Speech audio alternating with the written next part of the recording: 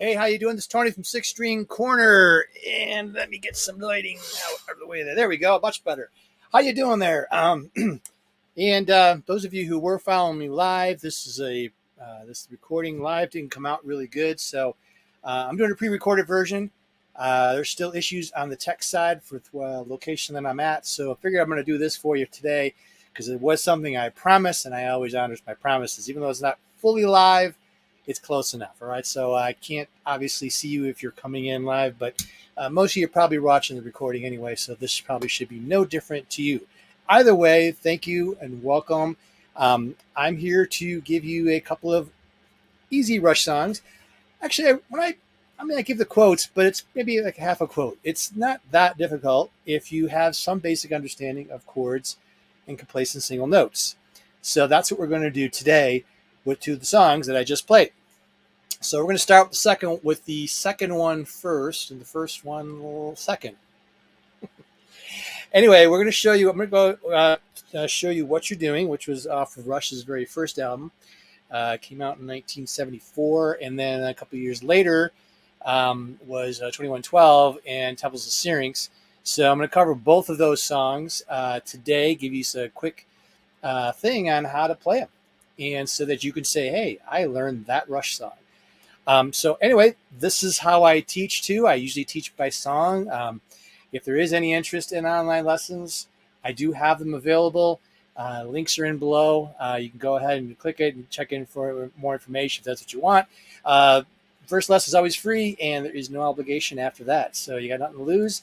And hey, if you want to learn a Rush tune, learning it personally is actually a really good way to do it. So here we go. Let's get started. All right, you ready?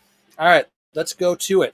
So I'm going to start with What You're Doing, and I'm going to do it a couple of different ways here. I'm going to get you a little dizzy because I got to move my camera.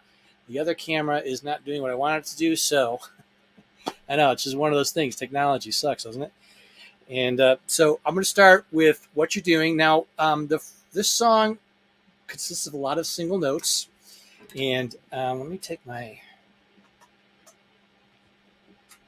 overdrive. Actually, well, that's good. All right, it's good enough. We'll have a little bit of distortion. We're good with this. So what you're doing is a lot of single notes.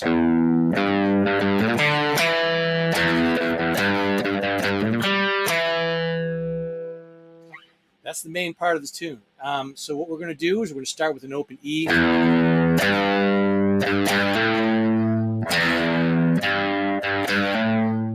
right, so open E.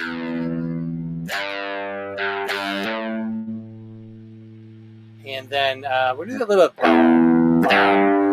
that's on the third fret, and then I'm going to go.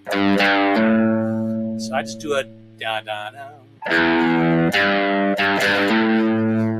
And then the way I play it is then it's a D to E, so you got to move your hand on the fifth string, fifth and seventh fret, and it's a hammer on from 5 to 7.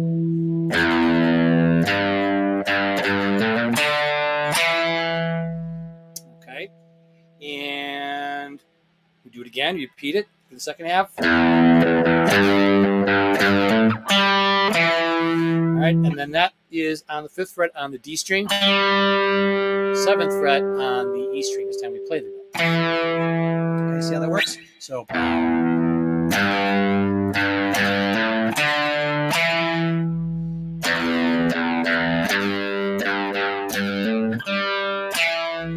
Extra little picking notes in there that I like to do. Now that's the way I play it. There's obviously a couple of different ways you can do it. You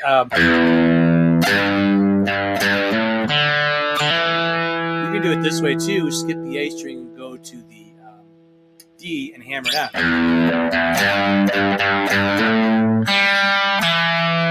If you want to. I just think it sounds cooler playing it the way I did. I know you have to originally did it, because I know you have to move your hand around a bit, but it just definitely sounds a lot better.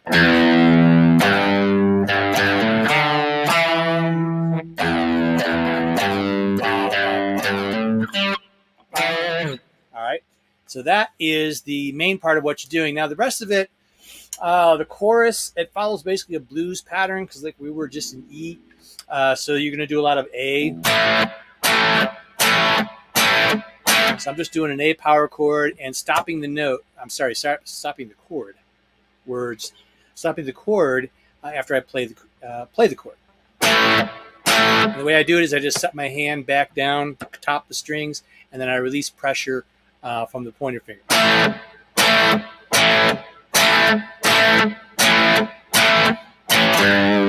And then just a little thing to close out that verse. All right, now all I'll do is I just hit a single note on the 3rd fret on the low E. And then back to the riff.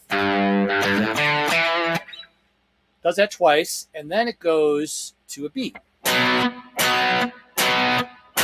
4 times on the B, same thing. You're going to hit, stop, hit, stop, hit, stop. B power chord. These are all power chords, nothing fancy here. You can see how I'm playing that power chord in case you don't know. 2nd fret, 4th fret, 4th fret. And that's the 5th string, or the A string, D string, and the G string. All right? All right, and then to an A, you let it ring out. When I play this live, I like to do a little fancy stuff. I don't think Alex does this, but... I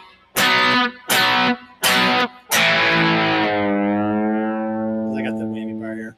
You don't have to do it, but it's just a little something I throw in. And then you go back to...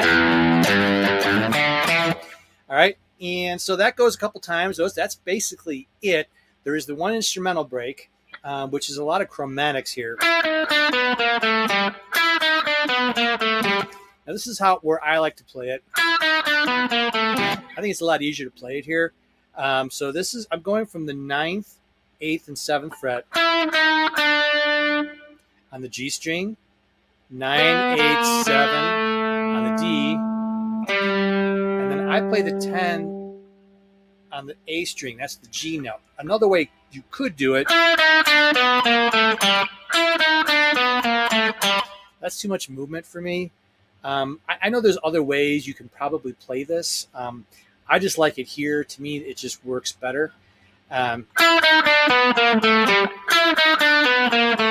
2 times, and then you do a... All right, so you're going to play again that 9, the 3rd time. You're going to play a 9, 8, 7, and then back to 9 on the D. And then you're going to do this little run. It's basically just right down the pentatonic scale. So, going back to 9, 7 on G, 9 on D, and then that's 7 on the D, and then I move my hand over to play the 5 on the D. So.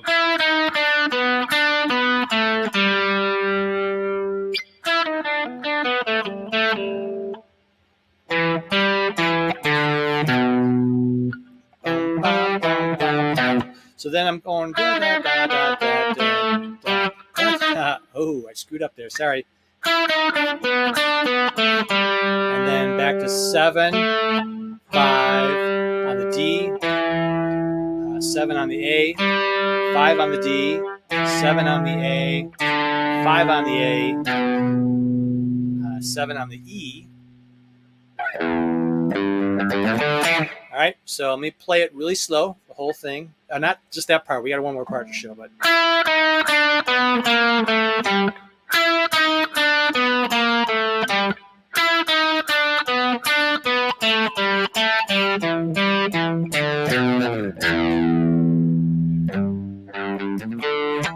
we're right back to that. Does it twice. 3rd time is this little ditty. I think the last one. Anyway, it's 4, 5 on the D. Or, I'm sorry, 5, 4, 5, 5, 5, 4, 5, 5, 4, 5. And then it's 7, 6, 7, 7, 6, 7 on the D. And then 5, 4, 5 on the G. and then 5-4-5 on the. I'm sorry, almost got you. 7-6-7 on the G. So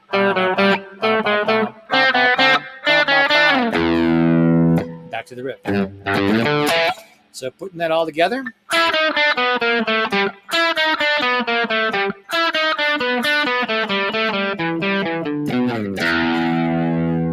I just do a little slide down and go. It's very subtle. I don't even know if Alex actually does that. He probably has done it. I don't know.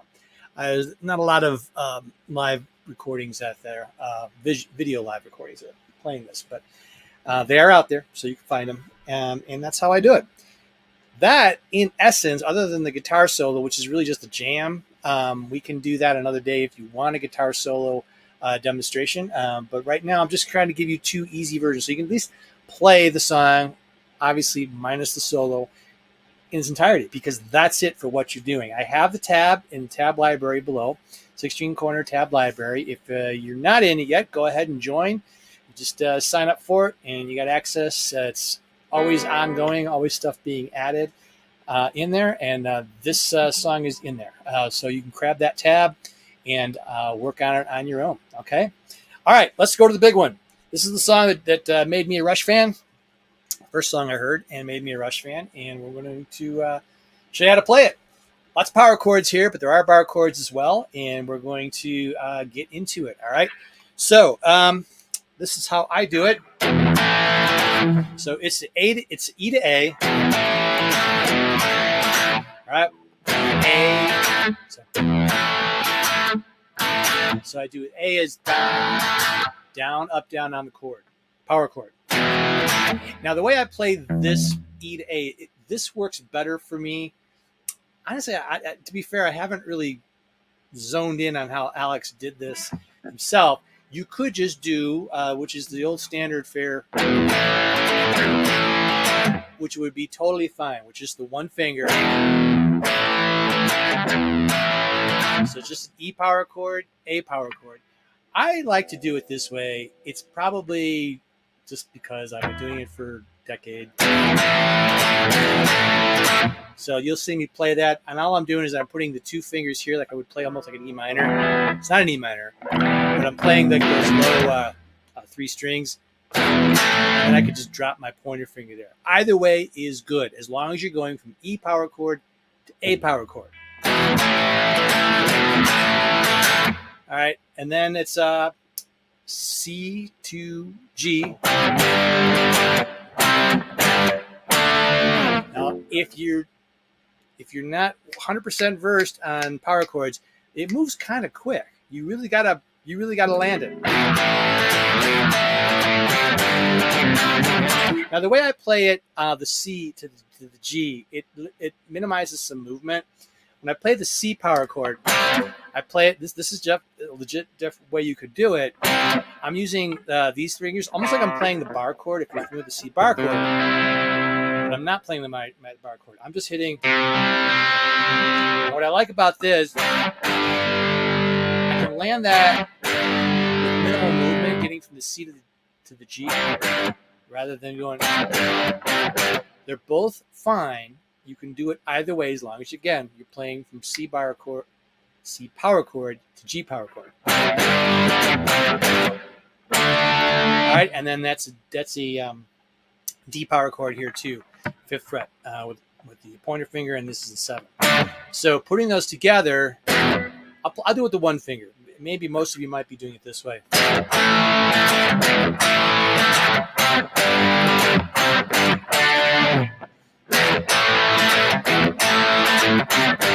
Alright, it comes back from C, and then we'll let that G ring out.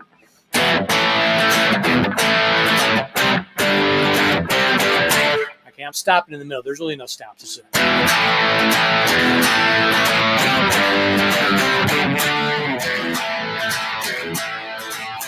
One little tidbit that you'll want to be aware of if you're still a little early in your playing is when you go from this E to the A, make sure that E isn't ringing out, so you're not hearing this. So what you have to do is what I do is I stop it with my thumb, and You see how my thumb comes down? So I stop that sound. I really don't know any other way to do it. You probably do it with your right hand a little bit. Well, that'd be kind of difficult, at least for me it would. This is a safe way, and so what I do is I'm just bringing the thumb over the top of that E string so that you don't hear it. And then here, when I'm going from the C to the G, I always play my power chords that are root noted on the A string. I always cheat my pointing finger up a little bit so it's touching the low E string so that you don't hear that ring out too. So it sounds a little ugly, even though technically that E is in the chord. The C over E in this case doesn't really work too well. You don't want that E to ring out. So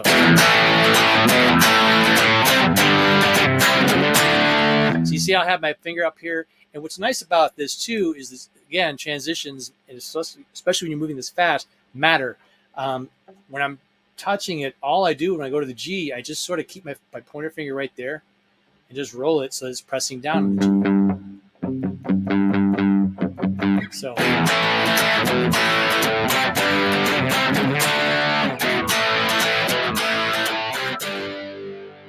right, and that's the gist of that part of the song. We've taken care of everything. The songs you read, and so that is what we play for that part. Now there's this little riff. All right. So all that is single notes on the E string. It's 0, 2, 3, and then open A, and then back to the 3 on the E, and then an open E. When I was younger, I used to play it, I used my little finger. I used to do this here. So, I mean, if that's fine for you, but I think it's simpler to do. All right. And so that's how that little riff goes, right? And that's going to happen now in this next part of the song, which is the chorus. All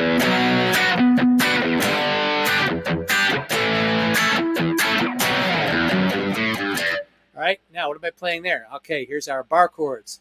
We're having a B minor right here. This is where I like to play it. I've seen him play it here too. You can play it either place. There's probably a few different combinations you can play as long as you're playing the B minor bar chord, the G major bar chord, and the A major bar chord.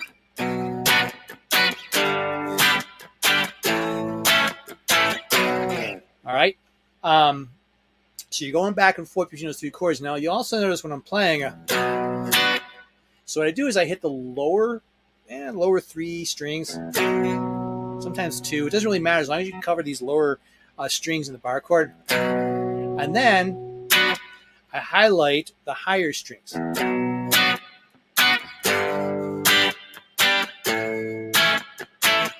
So, but it's lower, and then, so I'm not really playing the full chord the second time down. I want to be able to hear those higher notes. And if you also notice, that note mutes right away. It's quick, and the way I do that, again, I lift up, I just release pressure on my left hand, and I also drop my right hand down. Double protection to make sure I have that muted sound. All right, and then same thing goes down, and then you hit that B, and on the G major you can do the exact same thing that you just did in the B minor. So, all right. All right, now here, notice there's 2 of those. So it's low, high, high, low, high, high, low, high, on the A major too. So,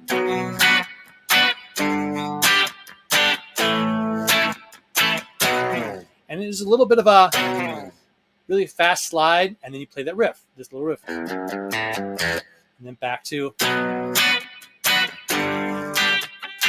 Now, I've done this both ways. I think he downstrums that high part. There's times I've just, because of variation, I would actually upstrum it. It actually didn't really make much difference.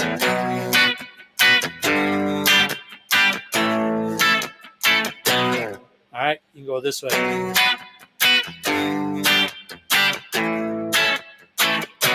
right, so it's low to high, low to high, high, low to high, high, and make sure you put a little bit of this really quick mute in there.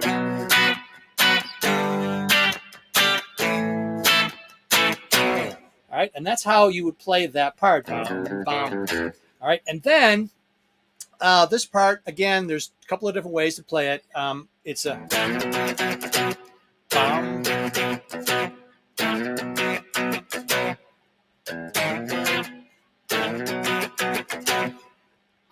I dun dun dun dun dun. I do that because that is like an upbeat there.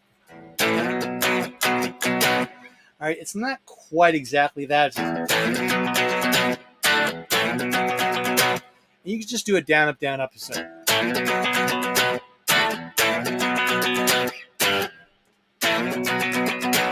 And what I'm doing there is I'm sliding from A. Again, I'm on the power chords now. So A to B, which is A's on this 5th fret, lowest string. All right, and then on the 7th fret, the pointer finger, that's a B. All right, and then that's a D major right there. I'm not sorry, a D power chord, not D major. All right, although technically I think it is a D major chord, but you only need to play the power chord. So you know it's a little slide.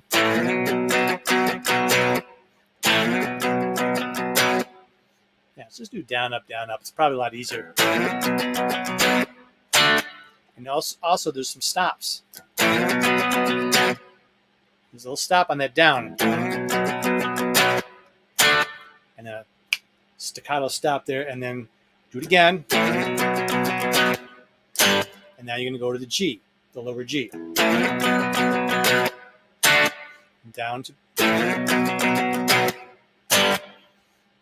Okay, now there's a couple of ways you can play it. You can play it like this. That's,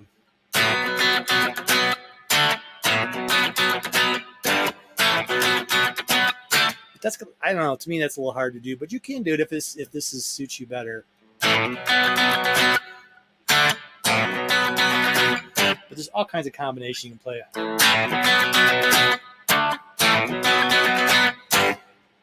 As long as you're sliding from the A to the B, D, slide from A to B, G, and put those stops in there. And then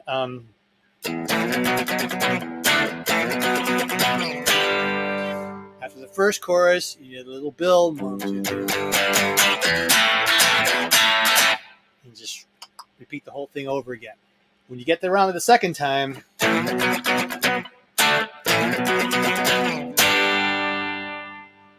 you need to just do the power chord. I like doing the major power chord. And then just for fun,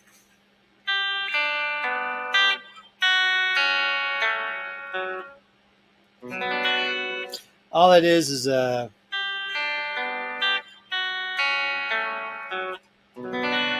wait. Okay, I had to check that chord. You know, this is the funny thing when you play, just naturally play, and then you got to stop to think about it. That's when you mess up, right? How many times that happened? So all it is just a G major. I'm just playing. It's like this F shape right up here.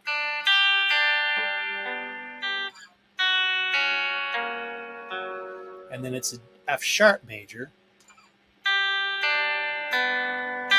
So I'm just picking one on strings 1, 2, 3, 1, 1, 2, 3, 4, and then B minor bar chord. That is it. That's how to play Temples of Syrinx, and earlier what you're doing. So congratulations, you now have the tools and the wherewithal to play both Rush songs. Not terribly difficult.